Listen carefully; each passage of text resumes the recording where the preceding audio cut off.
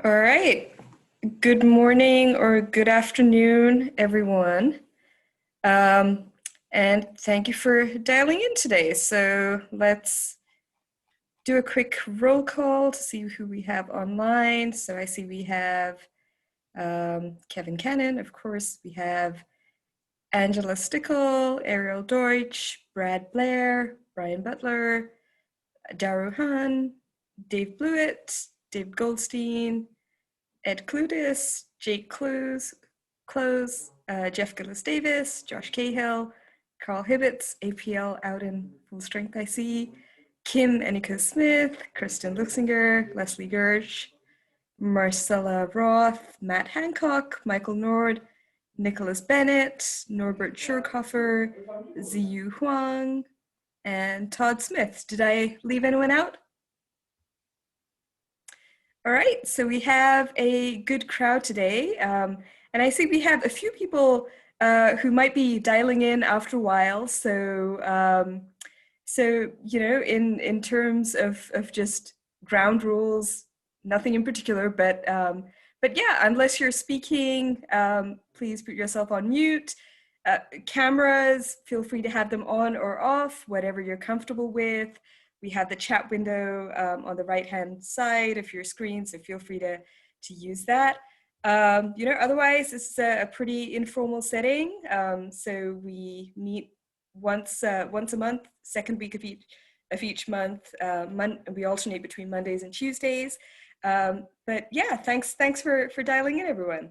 So our presenter today, I'll give him a brief introduction and then I'll let himself introduce himself in more detail. But our presenter today is Kevin Cannon, who will be talking to us about the stratigraphy of ice and ejecta at the lunar poles. So Kevin, whenever you're ready, go ahead and take it away. And thanks for making the time to talk to us today. And also, would you like us to interrupt you if we have questions, or do you want us to hold it till the end? We can wait till the end, I think. All right, okay, so in that case, I will put myself on mute and ask everyone who is not Kevin to do likewise. And Kevin, whenever you're ready, take it away. Great. Well, thank you, Parvati. So for those of you who don't know me, I'm Kevin Cannon. I'm an assistant professor here at the Colorado School of Mines, and I'm jointly appointed between the Geological Engineering Department and our Space Resources program. So today I'm going to be talking about this paper that came out just at the end of last year, and this is part of this trilogy of lunar ice papers. I made good use of the pandemic and got some work done last year. So one paper in Icarus on looking at smaller scale deposits, another one in Earth and Space Science where we looked at the accessibility of the large coal traps. In other words, can you drive vehicles down into them? And then this one that I'm going to spend most of the time talking about is looking at the large scale architecture of ice deposits at the lunar poles. Okay, so if we look at poles of Mercury and the moon, it kind of, at a first cut, it seems as though the cold traps on Mercury are full of ice, and the cold traps on the moon seem not to be full of ice. From the observations we have, it looks like there's really just this kind of thin, patchy surface layer, and perhaps a few weight percents of ice mixed into the regolith a little bit deeper down. And I think there's been a little bit of a sense that we need to explain why that is, why the moon's cold traps are not full of ice when they are on Mercury. But if we look at this, I think there is a little bit of a bias from the types of remote sensing techniques that have been used to interrogate the ice at the poles of the moon, and particularly with the sensing depth that these different techniques are sensitive to. So I've tried to show this schematically here, and what I've shown is I've divided things up into what I'm calling the surface ice. This is really at the optical surface, so microns to tens of microns. Then below that, the shallow ice or near surface ice might go down to about a meter, and below that, the deep ice. So all of the instruments, the shortwave, infrared, reflectance spectroscopy, LAMP, LOLA, M-cubed, those are really only able to sense down to a few microns, tens of microns, and they may only be seeing kind of a thin transient frost that's present at the surface. They're not able to get down into the shallow or the deep ice. In terms of the shallow ice, I think the best data set is coming from the neutron spectroscopy, specifically the LPNS data set. And what that's really showing is that, if the cold traps are filled with ice, If it's evenly distributed, then it's really only 1 or 2 weight percent at most. If it's patchy, then perhaps you could get localized areas that are a bit higher. And then in terms of the deep ice, we've really, I think, only kind of scratched the surface with L-Cross that may have gone down, maybe 5 or 6 meters deep, and then the radar that's getting, several meters, maybe tens of meters deep. And so what I'd propose or throw out is a question of what if the moon's cold traps are filled with ice, but the vast majority of that ice is just deeper than our instruments are sensitive to, so kind of 5 or 10 meters deep or more. And we've approached this in this study from a theoretical standpoint using a forward modeling approach. But in the past couple of years, there are starting to be some studies that are maybe finding some observational evidence that there is more substantial ice much deeper down. So of course, there's the paper by Lior Rubinenko. There's some earlier work here by Kokonov et al. 2015. Both of these looking at the depth diameter ratio of polar craters and finding that they're much shallower than they should be, and that might be indicating significant amounts of ice in the subsurface. We have the new paper by Kristen, which was reinterpreting the L-Cross data, and there are some degeneracies between these different models, but some of the best fits were for models where you had not a lot of ice in the upper 5 or 6 meters, but then a hard compact layer that could be ice cemented regolith that's deeper than that. And then some new work by Ariel and others that's in prep. This is looking at the surface roughness as a function of temperature and finding that there's a significant smoothing effect in the cold traps at the very coldest temperatures. And what's interesting is that this is not, there's no correlation between this effect and the surface ice that's been detected by M-cubed, for example.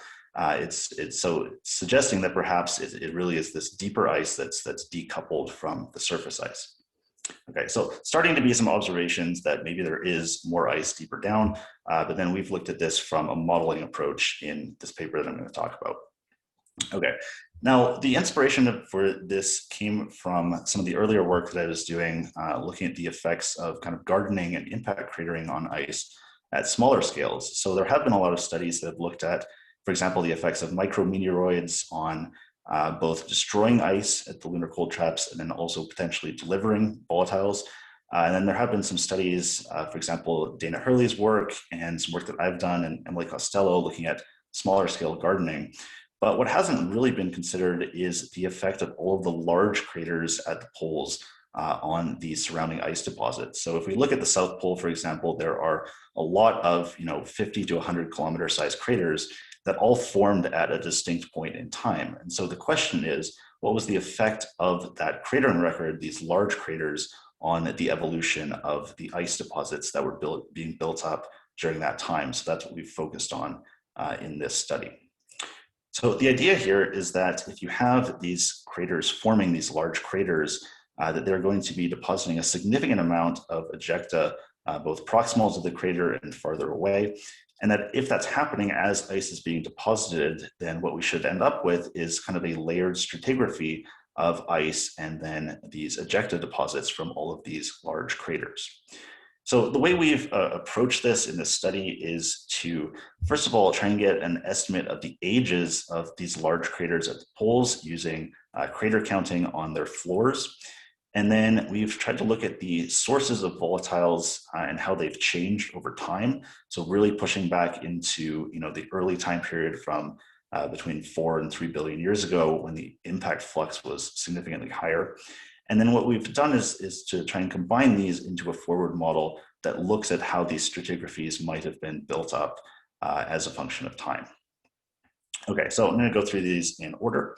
So for the crater counting, we made use for the South Pole of Ariel's previous work.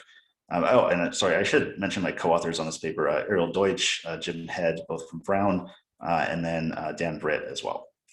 So for the crater counting, we made use of Ariel's previous work for the South Pole, so where she dated about 20 or so large craters at the pole. And these are some of the results here, just showing the named ones. There's also a few unnamed ones. And the one thing we did do is we relooked at Cabeus crater, which originally in the paper was dated at about 3.5. And I think there's some effects there in Cabeus there are some very large craters that superpose Cabeus on the floor. And so we did reevaluate the age of that and came up with a significantly older age based on some new crater counting. And then what we also did, so we used the same techniques to date about 40 or so large craters at the North Pole. And that's these ones here that are labeled. And again, I've just shown the ones that are named here. There's also about 20 unnamed craters.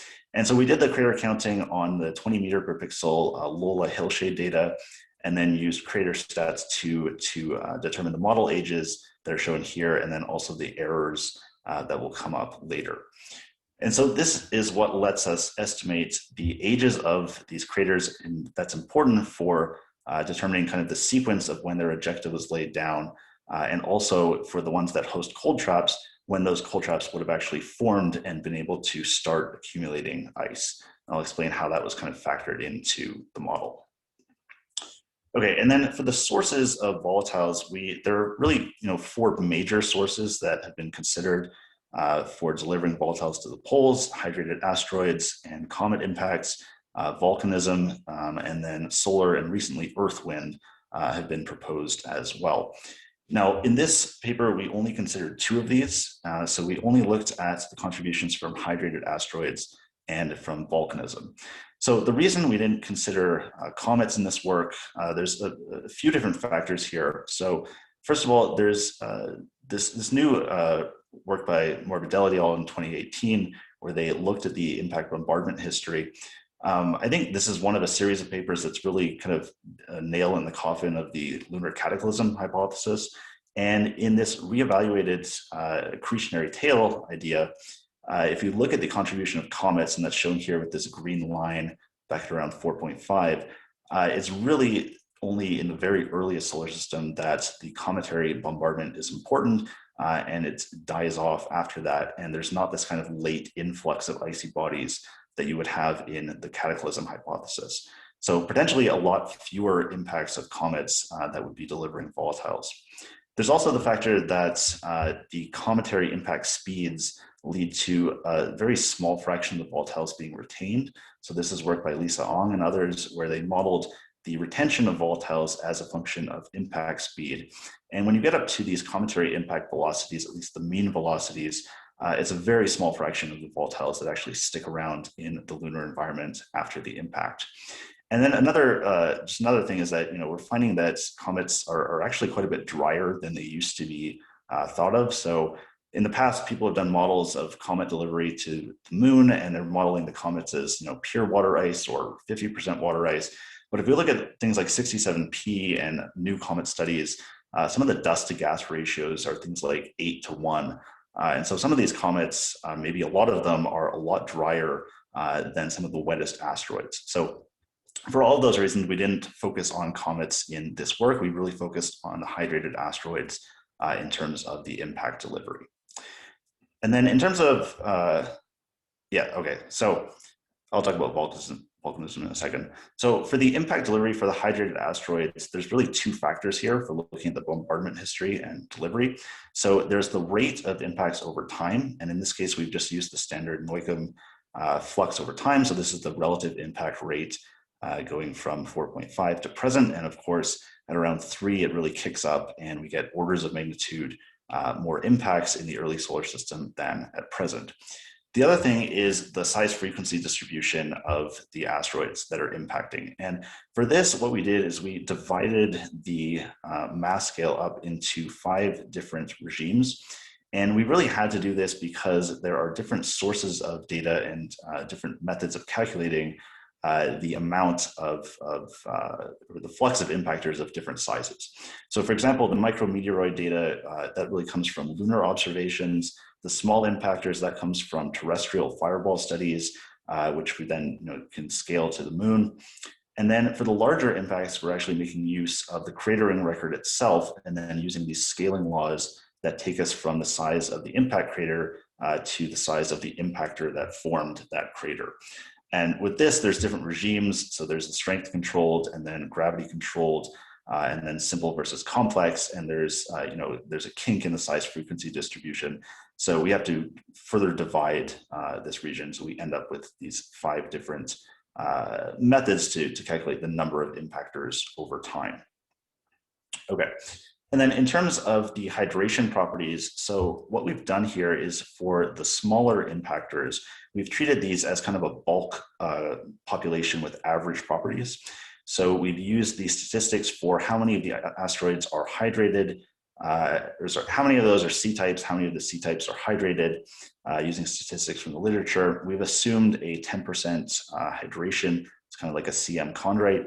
We've used the bulk density for small C-type asteroids. It's important to use the bulk density here, not the grain density.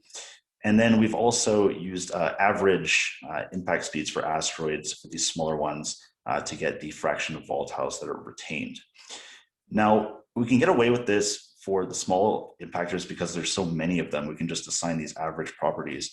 But what's really crucial in this work is that for the larger impacts, we individually assigned the properties. So we created a population of impactors that are delivering volatiles and individually assigned whether or not they're hydrated C-types and their velocity is based on the known kind of impact velocity distribution to come up with individual impactor profiles. And this is what's going to give rise to a lot of the stochastic effects that we'll see in the modeling.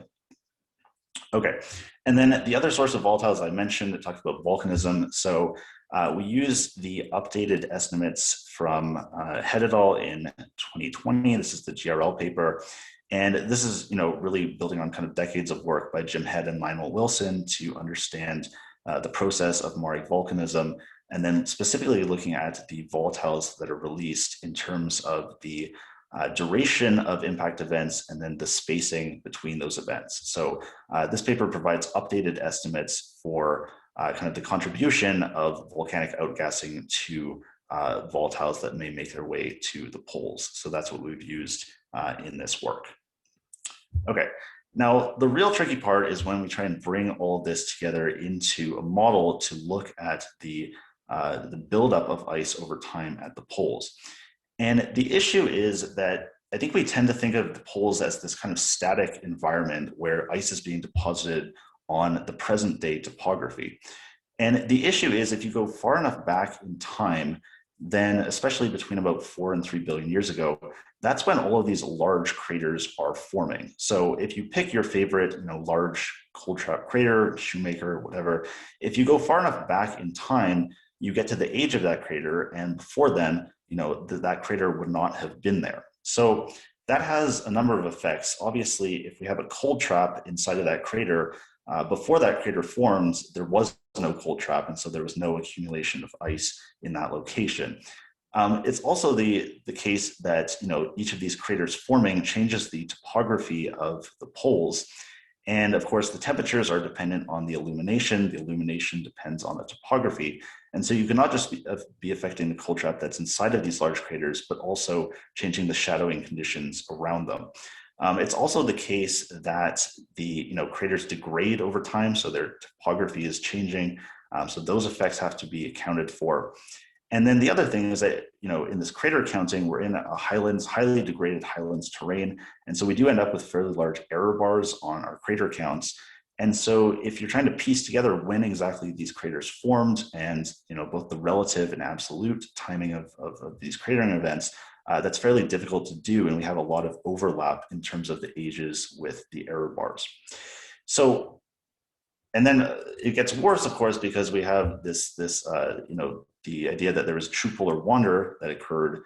And so if you go back in time, the thermal environment, the current temperatures at the poles may have been quite different before this proposed episode of true polar wander. And this is coming from, of course, from Matt Siegler's work. And in our 2020 paper, we took Matt's different ice stability depths and we looked at the permutations before and after true polar wander. So for example, shown here, if you look at the white areas, these are the areas where ice was stable at the surface, both before and after this proposed episode of true polar wander. And it turns out that there's very limited amount of area that actually would have been cold traps both before and after. So this is another complication in trying to kind of really accurately model the thermal history of the poles. Okay, so I think there's kind of a continuum of how you could approach this problem. And the one way would be to try and accurately calculate the thermal environment at the poles as a function of time going back to 4 billion years or so. And I think this is very, very challenging because there's a lot of information you'd have to know that is quite difficult to get at. So you'd have to know the exact ages of every polar crater, as well as perhaps the distal basins that would be contributing ejecta.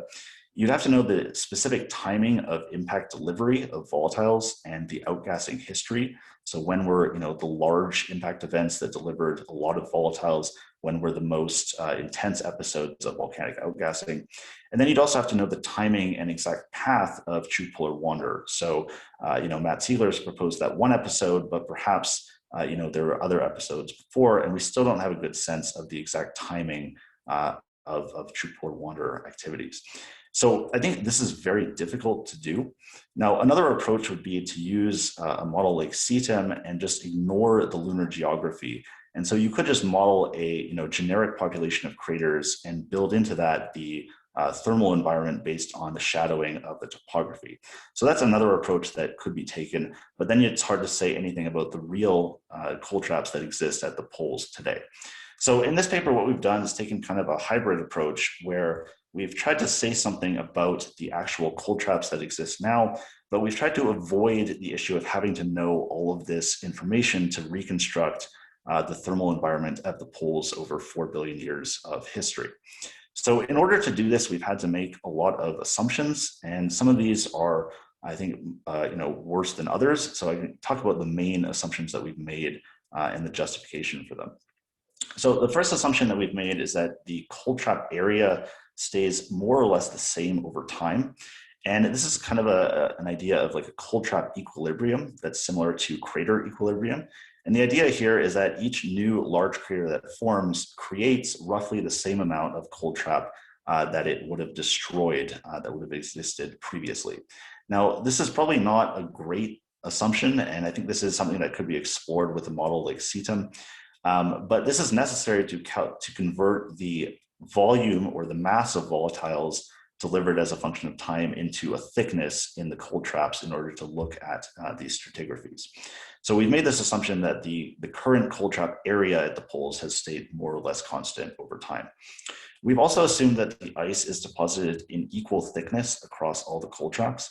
And this is probably also not strictly true. So for example, we would expect that the coldest areas probably accumulate more ice.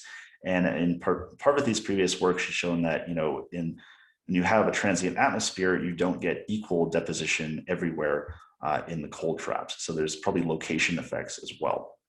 We've also assumed in this work, we haven't built in transport in transient atmospheres. So we've only assumed that we have transport via ballistic hopping. So in this case, we're probably underestimating the amount of ice that makes its way to the poles because of the shielding that's offered by a transient atmosphere. And I see, just looking through the LPSC abstract from this year, that it looks like some folks have done some work to really reevaluate just the amount of volatiles that can get transported in these transient atmospheres. So I think this is an area that we could improve on in time. And then another assumption is that we've assumed that these crater scaling relationships that go from the size of the crater to the size of the impact, the impactor, are accurate. There's been some debate recently about these scaling relationships. So there's some work by Bill Bodke, and then an abstract last year by Gareth Collins, and they had proposed this new idea called F24 scaling that was kind of a radical rethinking of how to do these scaling relations. But it seems like it's still facing some challenges. So there's still a lot of uncertainty here about how do we go from the size of a crater population to the size of the impactor population that formed those craters. And this is important because if you think about the mass of ice or water in a hydrated asteroid, that's going to scale as the diameter to the third power. So this is a pretty sensitive parameter that we have to make some assumptions about. Okay, so how have we actually built this model? So what we did is we made a two-dimensional grid, and we have a model that runs from 4.25 GA to present with a 10 million year time step. And this is a Monte Carlo approach. So what we've done is in each different run of the Monte Carlo model, we've created a different population of impactors that delivers volatiles. So this is where I talked about having the individual properties for each of the large impactors comes into play. And so there's going to be different timing of that impact delivery, different size population, and that's going to be randomized. We've also then varied the ages of the large craters that we crater counted within their error bars. So that specific sequence of those large craters forming can change in the different model runs. And then what we do is for each time step, we calculate the amount of ice deposited from both impact delivery and volcanism. And we use the cold trap area to convert that to a thickness. And this is recorded as a single vector. So we're not actually calculating the amount of ice spatially across the grid. We're just recording a single amount for each time step. And then what we do is we model the ejecta from any of the large craters that correspond to that time step. So we have our list of craters for the poles. The North Pole and the South Pole are done separately. And so we place those craters on the grid, and then we calculate their ejecta using standard relationships for the thickness of ejecta as a function of distance. And we've capped the ejecta to be to only look at 2 diameters away from the center of the crater, just to make sure that we're focusing on the proximal ejecta and not dealing with the distal ejecta that travels a lot further. And then we do calculate a metric for the amount of ice that might be lost. So this would be from a combination of processes like micrometeoroids, vaporization, sputtering, and then of course gardening, which is churning up fresher ice from depth, subjecting it to those loss processes. So we have a simplified metric for how to calculate that. And I'd say that this is one of the areas that probably needs most improvement, is to figure out the ice loss processes, both from those background effects and then also from larger events in terms of like ballistic sedimentation. Okay, and then we ran 10,000 instances of the model for each pole to build up kind of a robust set of outcomes that we can look at the statistics for. Okay, now this is the part where we lost one of the reviewers, so I'm going to try and explain this in a little more detail.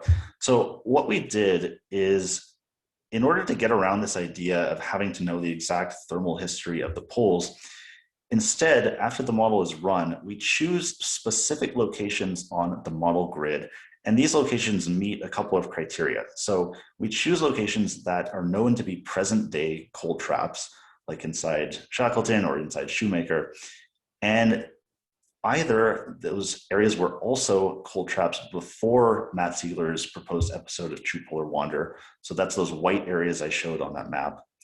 Or we choose areas that are likely young enough that they post-date that episode of True Polar Wander, such that it doesn't matter if they were cold traps before True Polar Wander.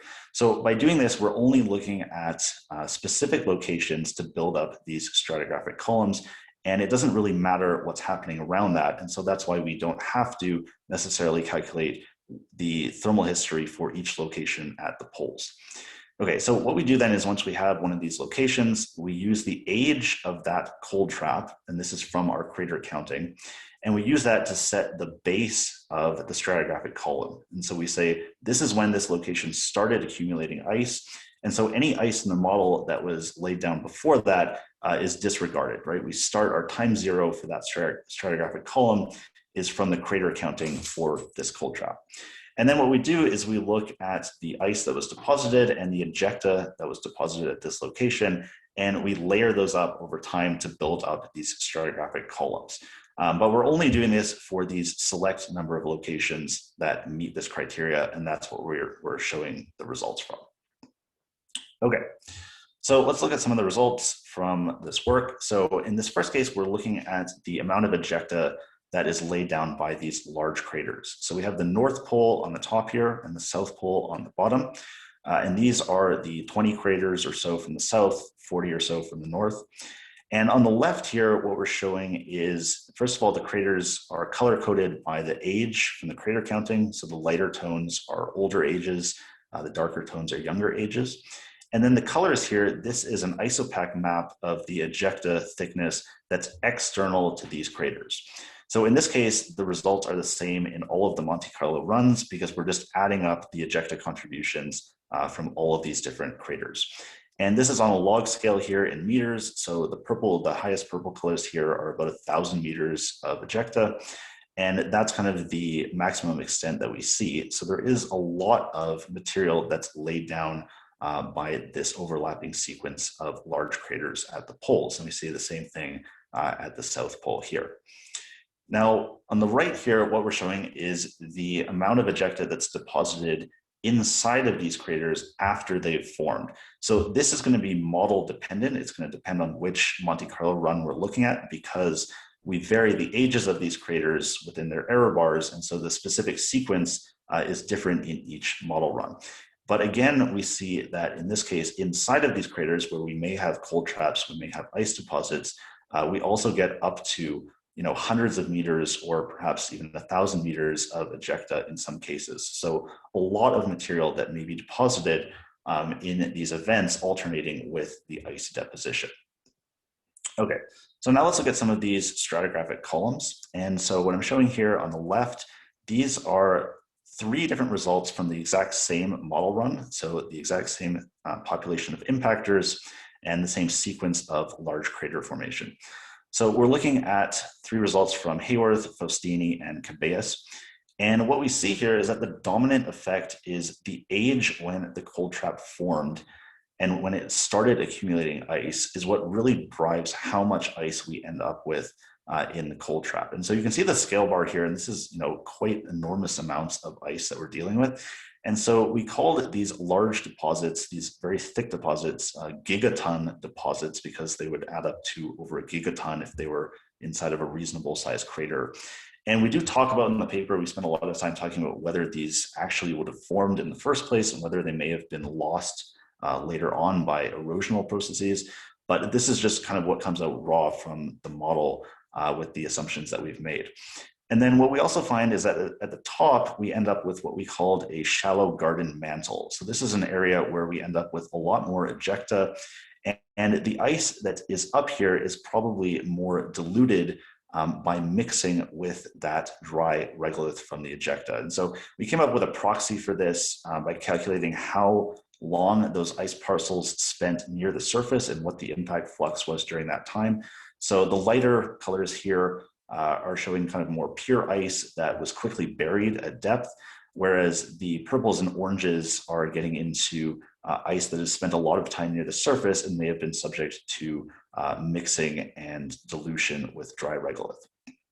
Okay, and then on the right here, this is showing the effects of the stochastic nature of the model. So having these different impactor populations that are delivering ice and different cratering histories.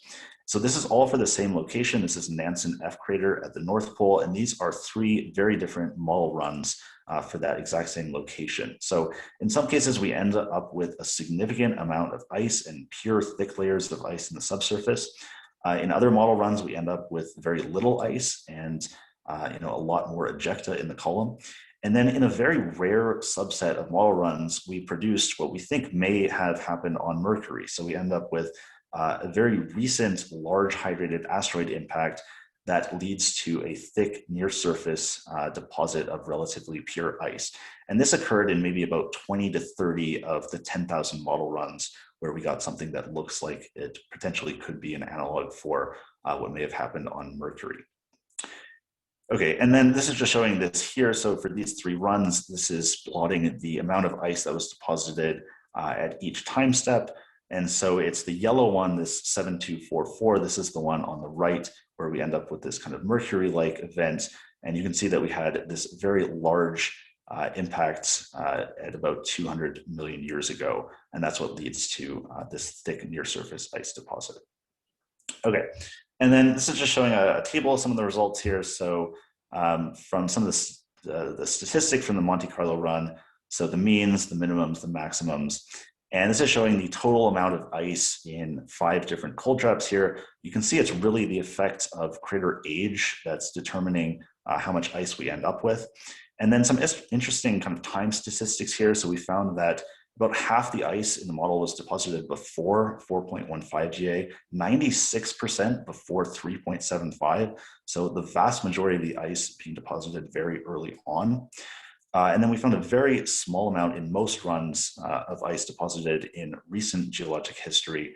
And for the particular assumptions that we've made, we found that the ratio of the impact delivered ice to the volcanic ice was 400 to 1. So 400 times more volatiles being delivered by impactors, then outgassed by volcanism with the assumptions that we've made. Okay, so there is a lot of, I think, a lot of room for improvement. We've kind of taken a first cut at actually modeling the large scale architecture of these deposits built up over many billions of years. I think the first thing is that the loss processes in particular are not well understood. So one thing is that, we've used some of the impact gardening results from Emily Costello's work. A lot of those results are based on the present day impact flux. So the question is, what happens to the gardening intensity and the depth of gardening as you go back before about 3 billion years ago, when the impact flux gets much, much higher? So I think there's a lot of work to be done to understand the effects of impact gardening on ice in those very early time periods. There's also this question of what happens. So we've modeled the effects of the ejecta from these large craters mostly in the context of burying the ice. But there's a question of what's actually happening when that ejecta is slamming into these kind of icy surfaces. And this is something I think David Kring is looking into with the ballistic sedimentation. But the question is, when you have that ejecta impacting, how much is melted, how much is vaporized, how deep is the ice lost from? And that's something that we haven't really covered very well. Because there's not a lot to go on in terms of understanding what's happening to those ice deposits when they're subjected to these high velocity cratering events. And then, as I mentioned before, the transient atmospheres. So I think there's more work to be done to understand how much ice is delivered to the cold traps as a function of the mass of that atmosphere, and then also accounting for the seasonal cold traps and the micro cold traps and the effect that they're going to have in drawing down some of the volatiles in that atmosphere before they might reach the large cold traps at the poles. So we've tried to account for that in the ballistic hopping, but I think there's more work to kind of incorporate those effects into these transient atmosphere models. And then the other thing is that, you saw the scale bar on those strat columns. We're dealing potentially with tens or hundreds of meters of ice. And if we go back to 4 billion years ago, it might be the case that the geothermal heat flux starts to become important at the base of these columns in terms of melting some of this ice. So I think there's some work to be done in terms of modeling what depth that actually becomes important as a function of time. Okay, and then just to finish off with a couple implications and further ideas. So one thing is that ice that's deposited at low vapor pressure, these very cold temperatures, is not usually crystalline water ice. It's usually amorphous solid water. And what's interesting is that depending on the angle that the molecules are coming down at and being deposited, if that's a low angle, then the amorphous ice is incredibly porous. So you build up this microporosity. And what's interesting is that this material, a microporous amorphous water, is an enormous specific surface area, and it's very chemically reactive, and it's very good at sorbing gases onto itself. So one implication of this is that if we have a transient atmosphere and you have this amorphous solid water ice that's very porous, you could actually be trapping bits of that atmosphere in the ice over time. And so if we can enlist Chris Sachney to build us a drill and get a core into these deep ice deposits, assuming they actually exist, then there could actually be an interesting record of atmospheric gases that are captured in this microporous amorphous solid water. Another thing that I wanted to highlight is that if we decide that this deep ice is worth pursuing to see if it's there, and if it is there, what it's like, then I think we do need to kind of change the way that some of the techniques that we're using for exploration and some of the locations that are being focused on. So for example, I think right now there's a lot of momentum in the missions and the instruments to keep studying the optical surface, right? So we have the Artemis CubeSats, and then if we look ahead to Trailblazer, a lot of those instruments are going to keep focusing on that very upper surface, the upper microns to tens of microns. And there's a potential, I think, that surface layer is really decoupled from what's going on at depth. And if we want to understand this deep ice, then I think we need to think about using different techniques, particularly ground-based techniques, such as ground penetrating radar that have been used quite successfully on the Changi rover missions. So, there has to be kind of a shift in exploration techniques and focus if we want to go for this deep ice, rather than continuing to look at the optical surface. I think this also comes into play with the locations as well. So, the Viper rover is going to get beneath that surface layer and kind of look at the shallow ice that I talked about. But it's not going to go to one of these large cold traps where we might expect to find these substantial deep ice deposits. So I think we also need to think about, can we put a CLIPS lander in the middle of one of these large cold traps? Can we send, follow-ons to the Viper mission? And so this is a figure from the cold trap accessibility paper published last year. And we looked at whether you can actually drive down into these large cold traps and found that actually for most of them, it's quite easy to get into as long as it's not Shackleton Crater. Most of these you can drive into without encountering, 25-degree slopes or more. And so, for things like the Artemis Base Camp and future landed missions, I think we need to, if we want to, again, get after this deep ice, then I think we need to, change the way we're exploring and change some of the locations that we're going to. Okay, so that's what I've got, and I'll just leave it on this picture of ice textures that we've had some lovely artwork done, and we're looking into ice textures next as the fourth part of my water ice series. So happy to have any discussions about what we just talked about. All right, awesome. Thanks, Kevin. Really interesting work, really interesting presentation. So what questions do folks have?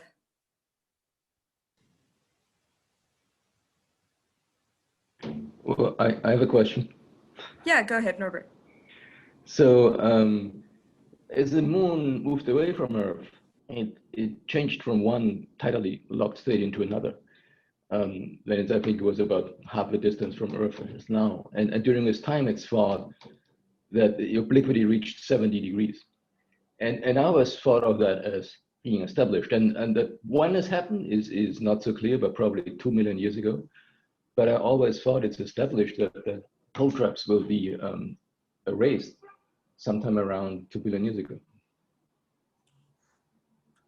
Yeah, I mean, the question then is, how do you have, so in Matt Siegler's work, they presented evidence that, the maximum neutron suppression is in the areas that do not correspond to the present day thermal environment. And so I think that gets into the question of when did that episode of True Polar Wonder happen? Well, what Siegler is talking about, I think, is different. I think I'm talking about the work of Ward in the 1970s of the spin axis excursion. Yeah, but well, so if that postdates Matt Siegler's True Polar Wonder episode, then how do you have any ice left at the location of the ancient paleopole? Well, 2 billion years is still a long time, right? So there is time to deliver ice. I mean, I guess what I'm saying is it not established?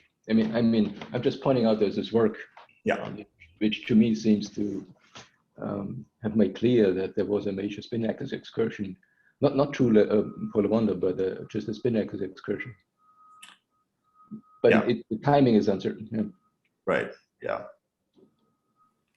Yeah, that's an interesting point, Norbert. I guess this was I think Matt has a couple of papers on this as well, but Yeah, because he had a 2015 one where he's saying that all the ice would have been destroyed because of the Cassini state transition. But then in the 2016 one, it's we have this population of ice that's preserved from before the True Polar Wonder, and if the True Polar Wonder is linked to I think if I remember correctly, they linked it to the all of the mass that was in place by the Mare basalt in the PKT terrain. So, I mean, that seems like younger than 2 billion years ago, or older than 2 billion years ago.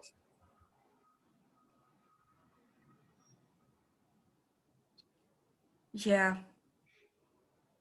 All right. So, yeah, I maybe we should bring Matt in and interrogate him about the timing of all this as well, because I see what both of you are saying, and yeah, it's the question of timing is an interesting one. So I see we have a couple of questions or comments in the chat. So, all right. So Brian Butler had a comment that GPR is probably too long wavelength, and I think this was when you were talking about GPR, Kevin. So Brian, did you want to go ahead and unmute yourself and maybe elaborate on that a little Well, bit? the point is that GPR, well, it of course depends a lot on the material properties, but GPR is going to, you know, for ice, we'll see right through it. If it's pure ice, if it's mixed ice, then it's going to be hard to interpret. And so I don't, it's not clear to me that GPR is the right way to do this. You know, those wavelengths are meters or even longer, depending on what GPR you're talking about. But so, you know, they probe to the bottom of the Antarctic ice sheet, right? 5 kilometers. So it sees, you know, microwaves see right through ice if it's fairly pure. Now, we don't think any of this stuff is really pure, but it just doesn't seem like GPR is the right technique here. I mean, for other things on the moon, yes. And I know Matt has an approved NASA development for a GPR, but it's not for polar regions. So it just seems like that's not the right wavelength. I mean, of course, what do you call GPR? So you want long wavelengths because you want them to long-ish in terms of planetary radar. But you know what we used to have from Arecibo, which was 13 centimeters, or what we have from Goldstone, which is 3 centimeters, probes pretty deeply. You know, even into a normal regolith, you're probing down a meter or two with 10 centimeters, presuming that we get a new Arecibo. You know, and the mini RF, that was S-band also, so around 10 centimeters. And you might want longer, you might want 1 meter, so do you call that GPR or not? I don't know. It's just, it's a bit hard unless you have something on the surface. Those instruments aren't trivial to make. Of course, Marcis and Sherrod worked at Mars, so it can be done. But so anyway, I just think GPR is, depending on what wavelengths you're talking about, is probably longer than you want. So it's tricky to know how to sensibly sense the region of the subsurface that you want to get to, but I don't think GPR is going to give you what you want. That was my point. Yeah, that's a good point. Well taken. I was throwing it out there as one example, but I think the point is that, you know, we really need to, if we want to explore this deep ice, then we need to shift from these techniques that, you know, only penetrate 10 microns and really get down to things that could look, you know, 10 meters, 100 meters deep. So, you know, the specific, I don't develop instruments, the specifics of how you do that, the best way to do that, I think that's up for debate, but it's really just, you know, changing the way that we've historically looked at the poles with remote sensing instruments. And I think that, you know, as we get down to the ground, then you open up different possibilities. So you could have things like trenching, deep drilling, other types of, you know, ground-based remote sensing, but something to get down, you know, tens of meters, hundreds of meters, I think would be really valuable. Yeah, I agree. Of course, although I haven't done radar in quite a while, but I do passive thermal, and of course, I'm all in favor of going to longer wavelengths. And to answer Michael's comment, it doesn't really even see discontinuities. If the wavelengths are too long, it will see right through discontinuities even. Or I mean, it depends on the size of the discontinuity relative to the wavelength at some level. So even with that, I don't think I don't think that's done on Earth, for instance. I haven't ever heard of it. I mean, there is tomography done, and you do see layering, but it's usually really distinctly different dielectrics. And here I think, I don't know. I've always thought that for the moon, the reason for the difference between Mercury and the moon is Mercury is probably a single or a few events, relatively clean deposits, and the moon is just deposited over time, and so it's dirty stuff. So you're not going to have these very clean layers, but till we go there, who knows? Great. And I know Elizabeth had unmuted, so I'm going to let Elizabeth ask her question, and then we'll get to Brad. So Elizabeth, did you want to go ahead? Yeah. Hi. I threw him in the chat as well. This is super interesting. I've always been curious about whether, you know, what we're detecting on the surface might be kind of a red herring in terms of like what we should be investigating in the subsurface. So I guess like first I'm wondering, I know that this modeling for the bigger basins, you kind of very specifically chose parameters based on the craters that are at the South Pole. I guess, could you see this also being the scenario at the North Pole? Yeah, so we ran the model for both poles, so the north and the south. Okay. So the results that I presented on the, if you remember those strat columns, the ones on the right were from Nansen F, which is a large impact crater at the North Pole. Oh yeah, sorry, Yeah. I missed that. That's fine. Yeah. So there's not as many large craters that are right close to the geographic North Pole as there are for the South. You just happen to have that, you know, that kind of cluster of them at the South Pole. Yeah. But there's kind of like two large-ish ones at the North Pole, and they meet that criteria if you take Matt's true polar wonder path, that they would have been cold enough both before and after that path to trap ice. So yeah, we certainly do look at the North Pole, and I think sometimes we forget that, you know, the moon has two poles. Everyone's focused on the North. But yeah, we did include the North Pole in the modeling. Okay. Yeah, and I guess my second question was whether or not like the South Pole Aitken Basin plays into this at all. So it's like a huge basin.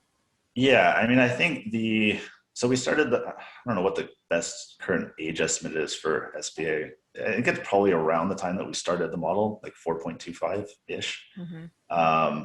So we could just like assume for the sake of argument that, you know, our model starts after SPA. I think you could look at like it's possible. So the geographic South Pole is kind of in that, just at the edge of the topographic kind of depression of SPA. So it could be that pre-existing topography has influenced the shadowing of those large craters that are kind of superimposed on the South Pole. That might contribute a little bit to why you have, you know, more large cold traps at the South Pole, that there's kind of an existing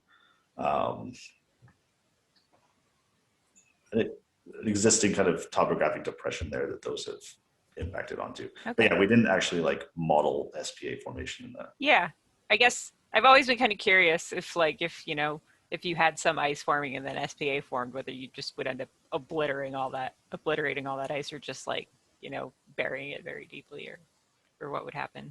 But yeah, if it happened like kind of before your model started or right when it started, I guess it wouldn't have too big of an effect on the overall budget.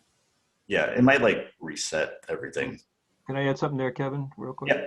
Yeah. Yeah, so basically the South Pole itself is sitting on the rim of the South Pole Aitken Basin. So, you know, Kevin is quite right. He said we didn't really take that into consideration, but the deeper part, if in fact there was ice at the time, it would be buried in that region around the South Pole over, you know, under about several kilometers of ejecta. So, you know, that it's possible that really deeply that there may be some South Pole Aitken Basin ejecta, but it would be really hard to get to, I think. Yeah. Awesome. Thank you.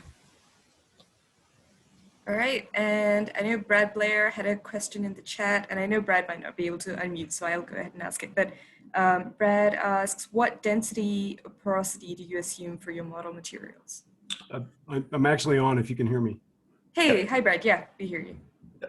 So for the ice, we used 934 kilograms per cubic meter. I guess the rock density didn't factor in anywhere into the model, but yeah, we assumed just standard ice density, and we didn't. So I mentioned this idea of like the porosity in the ice, that if it's being deposited from the vapor, that you could end up with microporous ice, which could, you know, drop the bulk density quite a bit. The question though is like, from what I've seen from the experiments that have been done in vacuum, like it really depends on the angle that you're depositing those water molecules at. And so if they're coming in at like a really low angle, that might be possible in like a transient atmosphere deposition, you could get like significant porosity.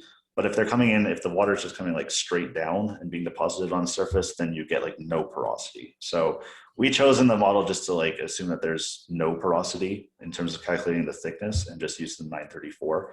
But it's possible if you do have some porosity in that ice that you could kind of bulk up the material as well. Right. You can hear my kids screaming in the background. I saw Tim Stubbs is on the call, and really the dielectric breakdown I think is one of the big issues, especially for the possibility of mobile systems. If you're going to put a rover into a soil that's 80% porous, and I was wondering, because there have been solar events that would cause that kind of breakdown throughout the geologic history of the moon. Whether that deep ice, maybe Tim can answer the question: how deep would that effect go? I call it lunar popcorn, and it seems to me that the sort of the high crater fill ratios in the polar areas could easily be explained by that sort of in situ popcorning or loosening. Specifically, what I wanted to ask your sort of geologic or geomorphological mind is, what kind of features, geomorphological features, would you expect to see as we get more data, let's say from lunar flashlight, regarding the terrain? Would you expect to see a signature if the material is that low density? Would we be able to spot it from orbital measurements? That's a really good question. Short answer, I don't know. I think you have to think about the original, if there was porosity in this ice when it was originally deposited from the vapor phase. There's also a lot that can happen to it afterwards in terms of crushing out that porosity. If it's deposited as amorphous solid water, if it's gets heated up above the transition, it'll crystallize, become crystalline water ice. So yeah, I don't know what you would actually look for. I mean, I can say this is a little bit different, but I think what some of the work with Ariel we're looking at is the effects of like surface roughness and kind of crater shapes, like the morphometry of small craters. But I don't know whether you could actually be able to see like a texture effect with what you're talking about. It's a good question.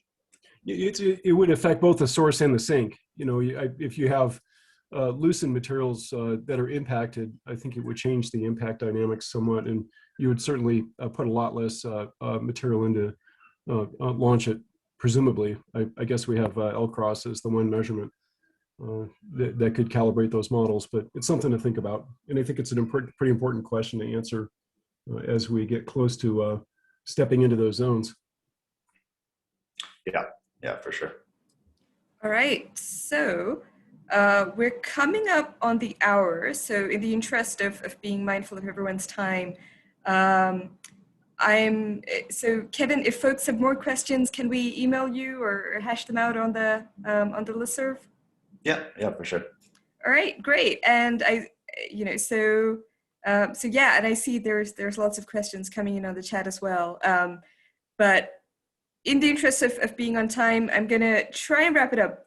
But I see Brian and Elizabeth have some discussion there in the chat about amorphous ice, and is there an example where it's known to exist? And Elizabeth added a comment on whether we could potentially detect that spectroscopically. So Kevin, did you have any thoughts or comments on that, just to wrap things up? Yeah, I mean, I just know it's really relevant in kind of the like interstellar spectroscopy community and like nebular ices, and so I've kind of like dipped into that a little bit just to realizing that this effect exists for ice deposited at very low temperatures and kind of vacuum conditions. But I think there is like a spectroscopic effect that you could distinguish it if you had a high enough resolution. But